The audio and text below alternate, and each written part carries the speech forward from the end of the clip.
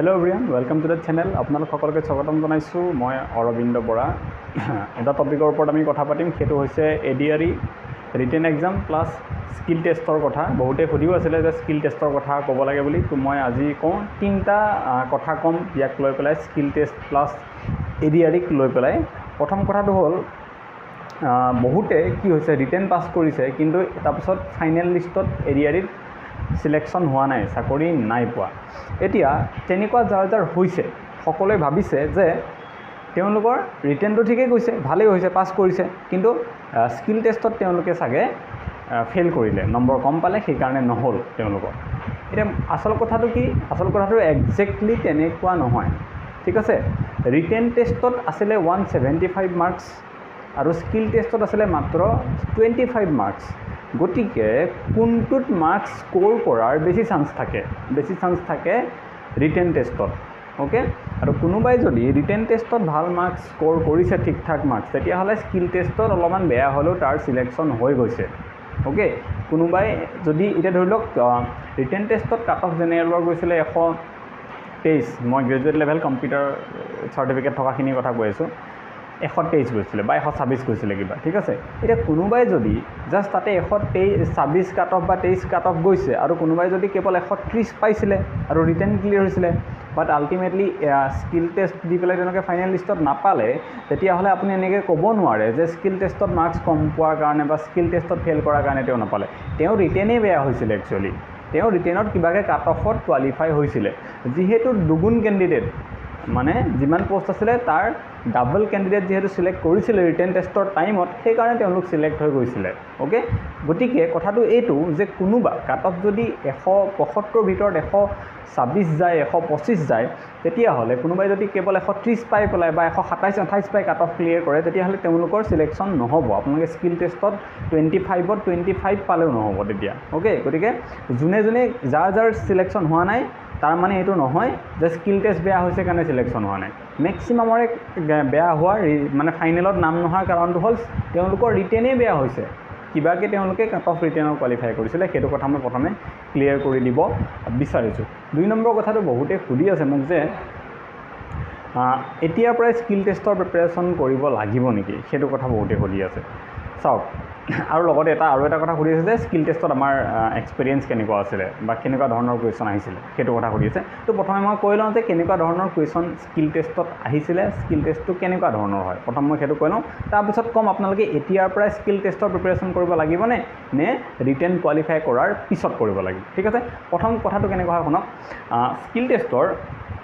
যেটো সিলেবাস দিয়ে দিছিল অলৰেডি যে বেসিক কম্পিউটাৰ নলেজ থাকিব লাগিব বেসিক মানে কি কম্পিউটাৰত কোড কি থাকে ডেস্কটপটোৰ কথা জানিব লাগিব ড্ৰাইভ কেটাৰ কথা জানিব লাগিব শৰ্টকাটস বিলাক জানিব লাগিব ঠিক আছে ওয়াৰ্ড কেনেকৈ ওপেন কৰে এটা ওয়াৰ্ড ফাইল এটা বা ফোল্ডাৰ কেনেকৈ বনায় এইবিলাক বেসিক কথা যেবিলাক আছে কম্পিউটাৰৰ হাৰ্ডৱেৰ সফটৱেৰৰ কথাখিনি অকমান ইনপুট ডিভাইস কোনবিলাক আউটপুট ডিভাইস কোনবিলাক এইখিনি অকমান বেসিক্স কম্পিউটাৰ বিষয় জানিব লাগিব তাৰ পিছত তিনটা টপিক তেওঁলোকে ভালকে দি দিছে আৰু সেইকেইটা আছিল কি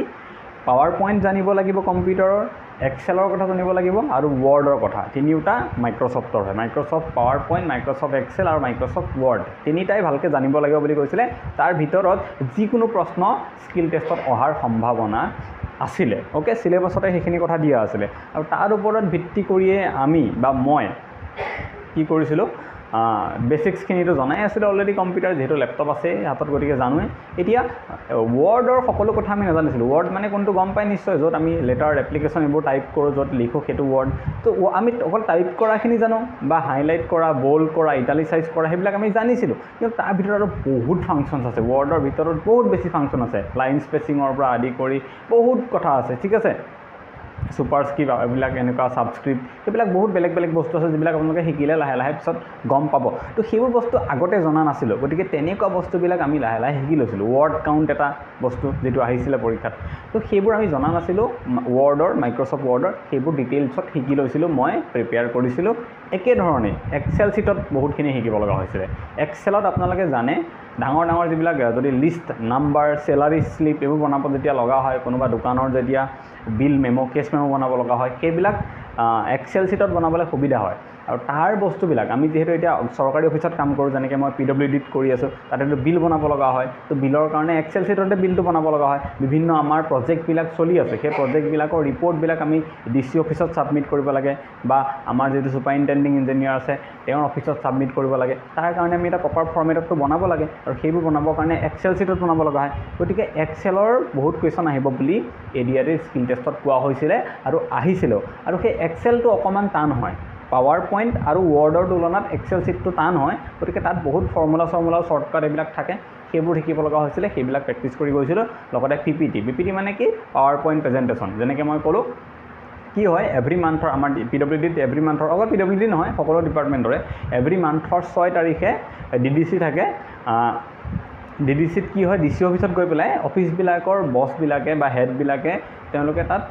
পাৱাৰ পইণ্ট প্ৰেজেণ্টেশ্যনত শ্ব' কৰিব লাগে যে গোটেই আমাৰ এই লাষ্ট এক মাহত আমাৰ মোৰ যিখিনি আণ্ডাৰত কাম চলি আছে তাত কিমান আপডেট হৈছে কিমান পইচা এল'কেশ্যন হৈছে কিমান পইচা খৰচ হৈছে সেইবিলাক বস্তু দেখাব লাগে ঠিক আছে আৰু সেইটো ক'ত দেখাব পাৱাৰ পইণ্টত দেখাব লাগিব প্ৰজেক্টৰত দেখালে তো তাৰ কাৰণে পাৱাৰ পইণ্ট প্ৰেজেণ্টেশ্যনো বনাব লগা হয় তেনেকুৱা বিভিন্ন ধৰণৰ কামৰ কাৰণে চৰকাৰী অফিচবিলাকত পাৱাৰ পইণ্ট প্ৰেজেণ্টেশ্যন দৰকাৰ হয় আৰু সেইকাৰণে সেই কুৱেশ্যনটো মানে সেইটো পাৱাৰ পইণ্ট প্ৰেজেণ্টেশ্যনৰ কথাও আমাক বহুত এক্সামত আহিব বুলি কৈছিলে বা চিলেবাছত দিয়া আছিলে আৰু সেইমতে শিকিছিলোঁ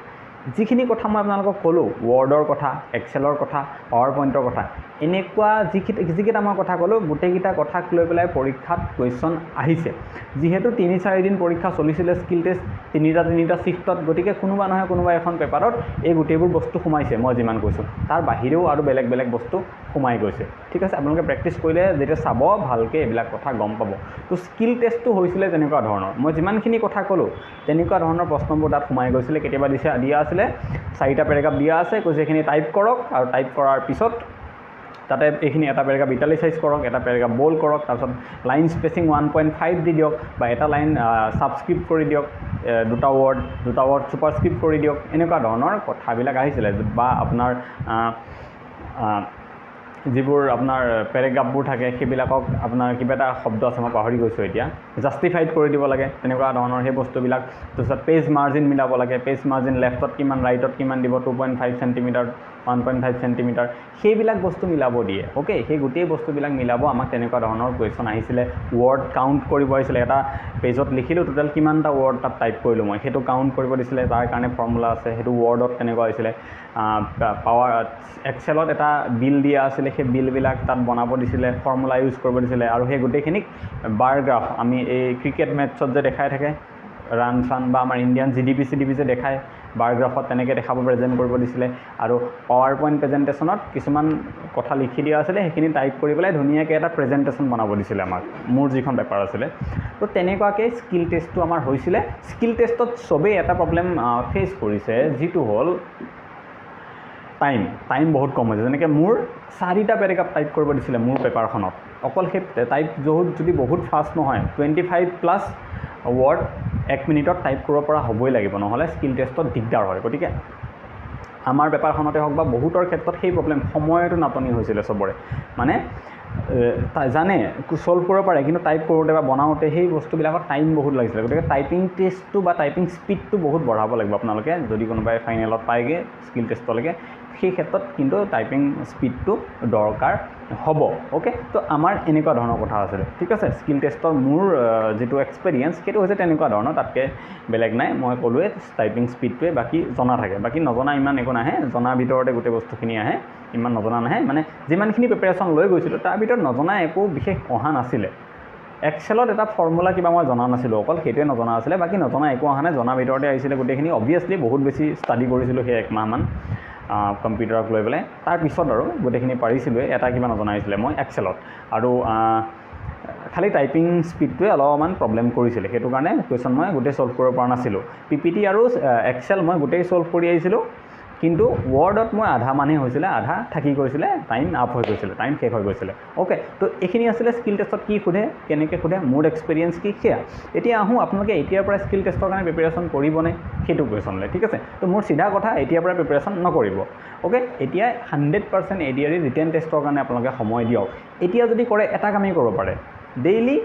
বা ডেইলি নহ'লেও দুদিনৰ মূৰে মূৰে আপোনালোকে আধা ঘণ্টা টাইপ কৰক কিবা কিবি ঠিক আছে আধা ঘণ্টা টাইপ কৰক যাতে টাইপিং স্পীডটো বাঢ়ে কাৰণ টাইপিং স্পীডটো এটা এনেকুৱা বস্তু যিটো আপুনি এমাহত বা 10 দিনত বঢ়াব নোৱাৰিব ঠিক আছে এমাহ বা 10 দিনত বঢ়াব নোৱাৰে সেইটো বস্তু সেইটো আগৰ পৰাই অলপমান প্ৰিপাৰেশ্যন লাগে গতিকে এতিয়াৰ পৰা যদি আপুনি স্কিল টেষ্টৰ প্ৰিপাৰেশ্যন কৰিব বিচাৰিছে তেতিয়াহ'লে এটা কামেই কৰিব পাৰে সেইটো হৈছে টাইপ কৰক বেলেগ একো কৰিব নালাগে সেইখিনি বঢ়াই লওক বাকী যেতিয়া ৰিজাল্ট দিব বা ৰিজাল্ট নিদিলেও